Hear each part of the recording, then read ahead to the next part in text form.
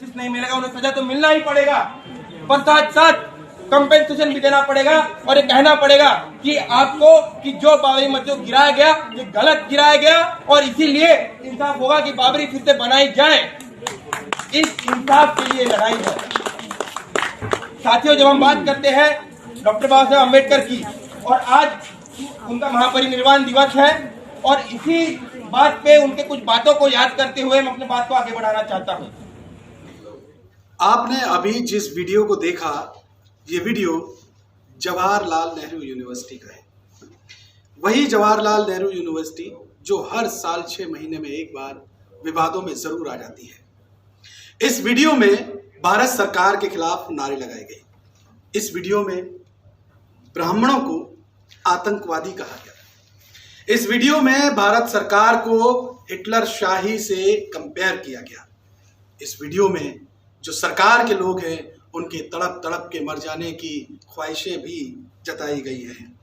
इस वीडियो में दिल्ली दंगों को लेकर भड़काऊ नारे लगाए गए हैं।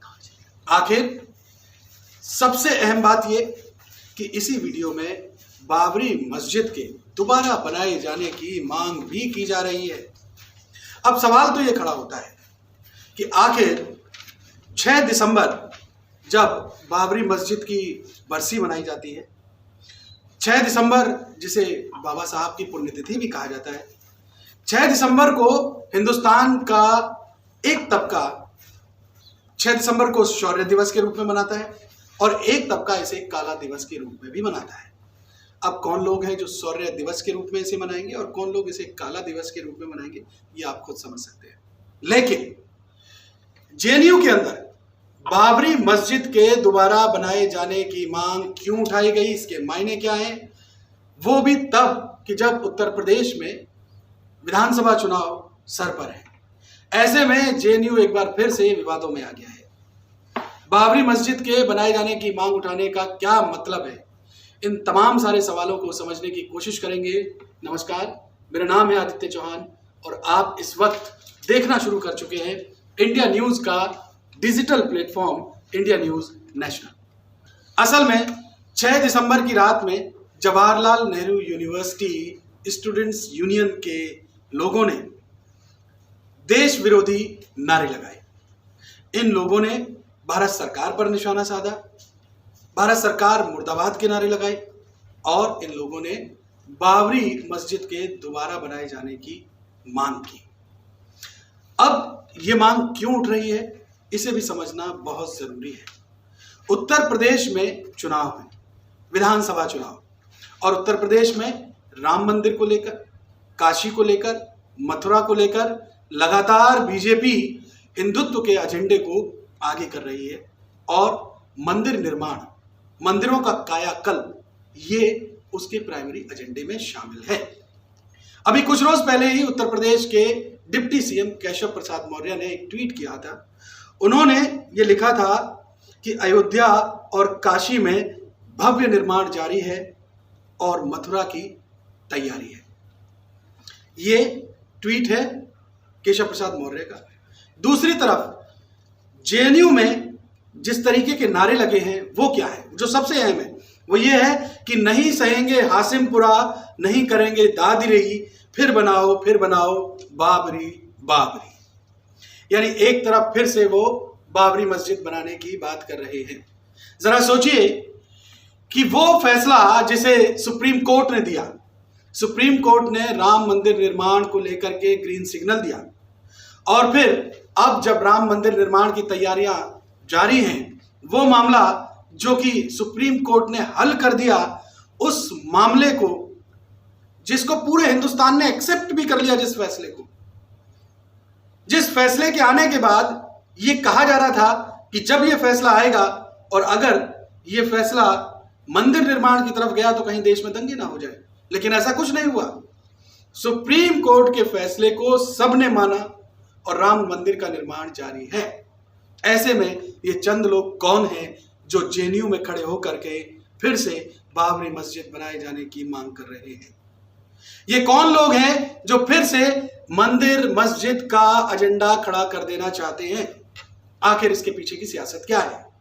समझिए कि मस्जिद निर्माण की बात करके ये फिर से उस एक वर्ग को, उनकी भावनाओं को एक तरीके से एक तरफ ला करके खड़ा कर देना चाहते हैं, जिससे कि तुष्टिकरण की राजनीति फिर से शुरू हो जाए। ये जो छात्र संघ है, ये जो लेफ्ट विंग के स्टूडेंट्स हैं, ये तमाम सारे लोग किसके एजेंडे पर काम कर रहे हैं? जहां तक बीजेपी का सवाल है, बीजेपी के एजेंडे में राम मंदिर, काशी और मथुरा बहुत शुरुआत से है। राम मंदिर का निर्माण जारी है। काशी में बाजाब्ता बाबा विश्वनाथ धाम बनाया जा रहा है। काशी कॉरिडोर की तैयारी की जा रही है। पहले यहाँ पर एक छोटे से हिस्से में बाबा विश्वनाथ का मंदिर था, लेकिन अब यहाँ पर बड़ी बड़ी इमारतें बनाई जा रही हैं, यहाँ पर धर्मशालाएं बनाई जा रही हैं और बाबा विश्वनाथ के मंदिर को बहुत बड़ा रूप दिया जा रहा है। 13 दिसंबर को प्रधानमंत्री नरेंद्र मोदी विश्वनाथ धाम जाएंगे। वहां पर एक तरीके से जो हिंदुस्तान की सांस्कृतिक विरासत है उसको इकट्ठा करने की पूरी कोशिश है, फिर से जोड़ने की कोशिश है। विश्वनाथ मंदिर और ज्ञानवापी मस्जिद, इसका अपना एक विवाद है। दूसरी तरफ मथुरा में अलग एक विवाद चल रहा है। वहां पर जो शाही ईदगाह मस्जिद है उसको लेकर ये कहा जाता है कि वो मस्जिद कृष्ण के मंदिरों के ऊपर बनी। औरंगजेब ने अपने वक्त में बहुत सारे मंदिरों को तुड़वाया और उनके ऊपर मस्जिद बनवा दी, जिसको लेकर के ये विवाद जारी है। बहरहाल, तो काशी, राम मंदिर और मथुरा को लेकर के बीजेपी अपने एजेंडे पर काम कर रही है, लेकिन जेएनयू के अंदर बाबरी मस्जिद को बनाए जाने की जो मांग उठी है वो एजेंडा बिल्कुल साफ है कि वो एक वर्ग विशेष की भावनाओं को फिर से भड़काना चाहते और उसको एक तरफ खड़ा करके बीजेपी के अगेंस्ट उनको लामबंद करने की ये कोशिश है। अभी 4 दिसंबर को 2 रोज पहले ही राम के नाम से एक फिल्म की स्क्रीनिंग यही जो छात्र संघ यूनियन है उन्होंने करने की कोशिश की। बाजाब्ता जेएनयू प्रशासन ने मना किया कि साहब आप इस फिल्म की स्क्रीनिंग मत कीजिए, वरना जो एक माहौल होता है, सौहार्दपूर्ण माहौल होता है एक यूनिवर्सिटी के अंदर, वो बिगड़ेगा। क्योंकि इस फिल्म में कई सारी राम और राम मंदिर को लेकर के विवादास्पद बातें बताई गई हैं। इस फिल्म की स्क्रीनिंग पर जेएनयू प्रशासन ने रोक लगाई, तो ये जो जेएनयू स्टूडेंट्स यूनियन के लोग हैं, इन्होंने कैंपस के बाहर जाकर के इसकी स्क्रीनिंग की। यानी कुल मिलाकर के ये विवाद फिर से खड़ा किया। जरा सोचिए कि ये जवाहरलाल नेहरू यूनिवर्सिटी आखिर क्यों हर साल 6 महीनों में विवाद के दायरे में खड़ी हो जाती है। ये वही जवाहरलाल नेहरू यूनिवर्सिटी है जो कहती है, एक वेबिनार में ये बात निकल के सामने आई कि भारत के कब्जे वाला कश्मीर, ये वही जवाहरलाल नेहरू यूनिवर्सिटी है जहां पर अफजल गुरु को लेकर के नारे लगते हैं कि अफजल हम शर्मिंदा हैं, तेरे कातिल जिंदा है। जरा सोचो कि आखिर क्यों इसी जवाहरलाल नेहरू यूनिवर्सिटी में हर साल 6 महीने में कुछ ना कुछ ऐसी देश विरोधी नारे जरूर लगते हैं जो हिंदुस्तान के माहौल को खराब कर सकते हैं। ये कौन सी ताकतें हैं जो स्टूडेंट्स यूनियन को बैकएंड से सपोर्ट कर रही है? क्या ये देश का सांप्रदायिक माहौल बिगाड़ने की एक तरह से जवाहरलाल नेहरू यूनिवर्सिटी एक बहुत ही सम्मानीय यूनिवर्सिटी है। 1969 में इंदिरा गांधी के पीरियड में इस यूनिवर्सिटी को बनाया। यहाँ पर शिक्षा के लिए लोग आते हैं, रिसर्च होती है यहाँ पर, लेकिन इसी जवाहरलाल नेहरू यूनिवर्सिटी में जिस तरीके से नारे लगाए जाते हैं, जिस तरीके से माहौल बिगाड़ने की कोशिश होती है, उससे तो ये भी मैसेज जाता है कि इस यूनिवर्सिटी में कुछ ताकतें हैं ऐसी जो स्टूडेंट्स की आड़ में हिंदुस्तान का माहौल बिगाड़ने की कोशिश कर रही हैं।